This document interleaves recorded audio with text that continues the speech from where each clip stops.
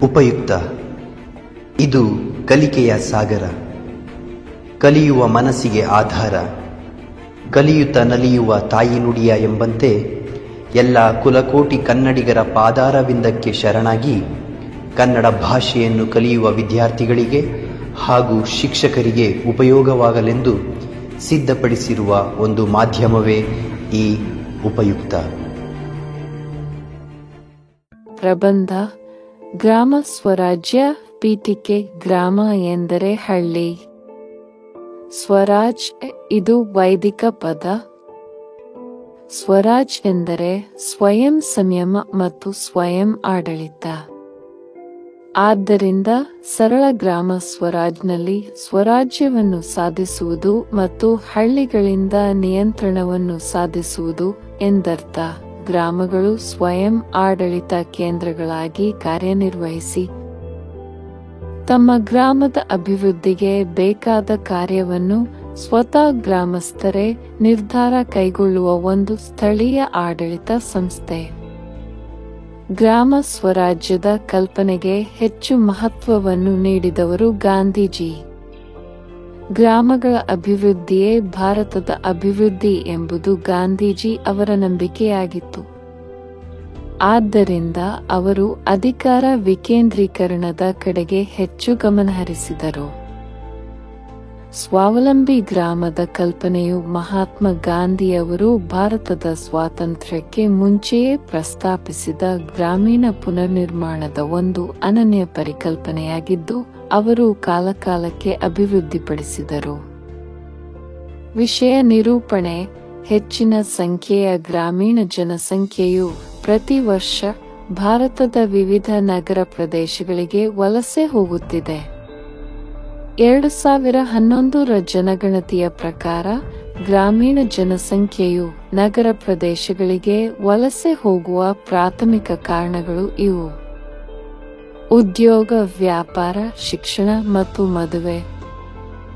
ಗ್ರಾಮೀಣ ಪ್ರದೇಶದ ಜನರು ನಗರ ಪ್ರದೇಶಗಳಿಗೆ ವಲಸೆ ಹೋಗುತ್ತಾರೆ ಏಕೆಂದರೆ ಕೃಷಿಯಂತಹ ಗ್ರಾಮೀಣ ಪ್ರದೇಶಗಳಲ್ಲಿ ಅಸ್ತಿತ್ವದಲ್ಲಿರುವ ಆದಾಯದ ಮೂಲಗಳು ನಿರುದ್ಯೋಗ ಸಮಸ್ಯೆಗಳನ್ನು ಪರಿಹರಿಸಲು ಮತ್ತು ಜೀವನ ಮಟ್ಟವನ್ನು ಹೆಚ್ಚಿಸಲು ಸಾಧ್ಯವಿಲ್ಲ. ಗ್ರಾಮೀಣ ಪ್ರದೇಶಗಳಲ್ಲಿ ಯೋಗ್ಯವಾದ ಜೀವನಕ್ಕೆ ಅಗತ್ಯವಾದ ಆಧುನಿಕ ಸೌಕರ್ಯಗಳು ಮತ್ತು ಸೇವೆಗಳ ಕೊರತೆಯು ಗ್ರಾಮೀಣ ಪ್ರದೇಶಗಳಿಂದ ಹೆಚ್ಚಿನ ಶೇಕಡಾವಾರು ಜನಸಂಖ್ಯೆಯನ್ನು ಉದ್ಯೋಗ ಮತ್ತು ಜೀವನೋಪಾಯದ ಅವಕಾಶಗಳ ಹುಡುಕಾಟದಲ್ಲಿ ನಗರ ಪ್ರದೇಶಗಳಿಗೆ ವಲಸೆ ಹೋಗಲು ಪ್ರೇರೇಪಿಸುತ್ತದೆ. ಹದಗೆಡುತ್ತಿರುವ ಆರ್ಥಿಕ ಸ್ಥಿತಿ ಮತ್ತು ಬೆಳೆ ವೈಫಲ್ಯಗಳಿಂದಾಗಿ ಅನೇಕ ಭಾರತೀಯ ರೈತರು ಪ್ರತಿ ವರ್ಷ ಆತ್ಮಹತ್ಯೆ ಮಾಡಿಕೊಳ್ಳುತ್ತಾರೆ. ಆದ್ದರಿಂದ ಗ್ರಾಮೀಣ ನಗರಗಳ ನಡುವಿನ ಅಂತರವನ್ನು ಕಡಿಮೆ ಮಾಡುವುದು ಮತ್ತು ಗ್ರಾಮೀಣ ಪ್ರದೇಶಗಳಿಗೆ ಆಧುನಿಕ ಸೇವೆಗಳು ಮತ್ತು ಸೌಕರ್ಯಗಳನ್ನು ಒದಗಿಸುವ ಅವಶ್ಯಕತೆಯಿದೆ. ಜೊತೆಗೆ ಗ್ರಾಮೀಣ ನಗರ ವಲಸೆಯ ಸಮಸ್ಯೆಯನ್ನು ಪರಿಹರಿಸಲು ಗ್ರಾಮೀಣ ಜನರಿಗೆ ಉದ್ಯೋಗಾವಕಾಶಗಳು ಮತ್ತು ಜೀವನೋಪಾಯಗಳನ್ನು ಸೃಷ್ಟಿಸುವ ಮೂಲಕ ಸುಸ್ಥಿರ ಅಭಿವೃದ್ಧಿಗೆ ಕಾರಣವಾಗುತ್ತದೆ.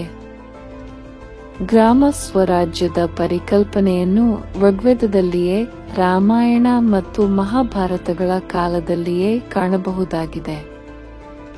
ಭಾರತವನ್ನು ಆಳಿದ ಎಲ್ಲ ರಾಜಮನೆತನಗಳ ಕಾಲದಿಂದಲೂ ಗ್ರಾಮಗಳ ಸ್ವಯಂ ಆಡಳಿತಕ್ಕೆ ಗ್ರಾಮಸಭಾಗಳನ್ನು ರಚಿಸಿ ಸ್ಥಳೀಯವಾದ ಆಡಳಿತಕ್ಕೆ ಹೆಚ್ಚು ಅವಕಾಶಗಳನ್ನು ನೀಡಲಾಗುತ್ತಿತ್ತು. ಆದರೆ ಬ್ರಿಟಿಷರ ಆಳ್ವಿಕೆ ಪ್ರಾರಂಭವಾದ ನಂತರ ಕೇಂದ್ರೀಕೃತ ಆಡಳಿತ ವ್ಯವಸ್ಥೆಗೆ ಹೆಚ್ಚು ಮಹತ್ವವು ದೊರೆಯಿತು.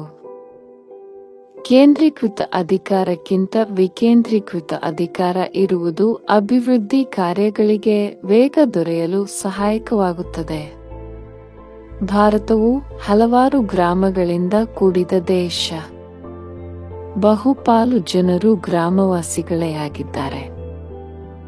ಪ್ರತಿಯೊಂದು ಗ್ರಾಮವು ಸ್ವಾವಲಂಬನೆ ಹೊಂದುವುದು, ಗ್ರಾಮಸ್ಥರು ತಮ್ಮನ್ನು ತಾವೇ ಆಳಿಕೊಳ್ಳುವುದು. ಇಂದು ಗ್ರಾಮ ಸ್ವರಾಜ್ಯದ ಅಗತ್ಯತೆ ಹಾಗೂ ಅನಿವಾರ್ಯತೆ ಹಿಂದೆಂದಿಗಿಂತಲೂ ಹೆಚ್ಚಾಗಿದೆ. ಪ್ರತಿಯೊಂದು ಗ್ರಾಮವು ಇಂದು ಪಂಚಾಯಿತಿ ಎಂಬ ಸ್ವಯಂ ಆಡಳಿತ ಸಂಸ್ಥೆಯನ್ನು ಹೊಂದಿದೆ.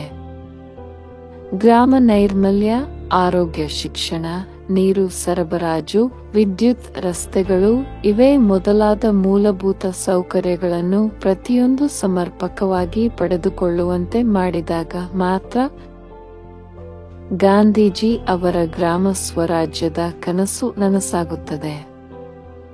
ಉಪಸಂಹಾರ: ಗಾಂಧೀಜಿಯವರ ಪರಿಕಲ್ಪನೆಯ ಪ್ರಕಾರ ಗ್ರಾಮ ಸ್ವರಾಜ್ ಇತರರಿಂದ ಸ್ವತಂತ್ರವಾಗಿ ಸ್ವಾವಲಂಬಿ ಘಟಕವಾಗಿರಬೇಕು. ಆದರೆ ವ್ಯಕ್ತಿಗಳು ಪರಸ್ಪರ ಅವಲಂಬಿತರಾಗಿದ್ದಾರೆ. ಹಳ್ಳಿಯ ನಿವಾಸಿಗಳು ಸ್ಥಳೀಯ ಉತ್ಪನ್ನವನ್ನು ಬಳಸಿದಾಗ ಮತ್ತು ಗ್ರಾಮೀಣ ಕೈಗಾರಿಕೆಗಳನ್ನು ಉತ್ತೇಜಿಸಿದಾಗ ಗ್ರಾಮವು ಸ್ವಾವಲಂಬಿಯಾಗುತ್ತದೆ. ಹೆಚ್ಚು ಸ್ಥಳೀಯ ಉತ್ಪನ್ನಗಳ ಬಳಕೆ ಮತ್ತು ಗ್ರಾಮೀಣ ಕೈಗಾರಿಕೆಗಳ ಉತ್ತೇಜನ ಎಂದರೆ ಫಲಪ್ರದ ಉದ್ಯೋಗದ ಕಾರಣ ಆದಾಯದಲ್ಲಿ ಹೆಚ್ಚಳ ಮತ್ತು ಸ್ಥಳೀಯ ಬೇಡಿಕೆಯ ಹೆಚ್ಚಳದಿಂದಾಗಿ ಉತ್ಪಾದನೆಯನ್ನು ಹೆಚ್ಚಿಸುವುದು. ಹಾಗಾಗಿ ಗ್ರಾಹಕರು ಸ್ಥಳೀಯ ಉತ್ಪನ್ನಗಳಿಂದ ಮತ್ತು ಸ್ಥಳೀಯ ಉತ್ಪಾದಕರಿಂದ ತಮ್ಮ ಅವಶ್ಯಕತೆಗಳನ್ನು ಪೂರೈಸಿದಾಗ ಅದು ನೇರವಾಗಿ ರೈತರು, ಕುಶಲಕರ್ಮಿಗಳು, ನೇಕಾರರು ಮುಂತಾದ ಸ್ಥಳೀಯ ಉತ್ಪಾದಕರನ್ನು ಬೆಂಬಲಿಸುತ್ತದೆ. ಇದರಿಂದ ನೈಸರ್ಗಿಕ ಆರ್ಥಿಕ ವ್ಯವಸ್ಥೆ ಮತ್ತು ಸಮಾಜದಲ್ಲಿ ಸಾಮರಸ್ಯವನ್ನು ಬೆಳೆಸುತ್ತದೆ.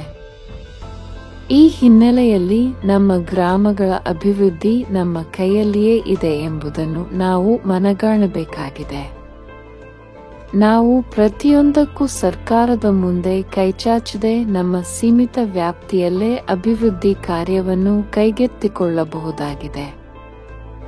ಇಡೀ ಗ್ರಾಮವನ್ನೇ ಒಂದು ಕುಟುಂಬ ಎಂದು ಭಾವಿಸಿ ಪರಸ್ಪರ ಸಹಕಾರದಿಂದ ಸ್ವರಾಜ್ಯವನ್ನು ಸಾಕಾರಗೊಳಿಸಬಹುದಾಗಿದೆ.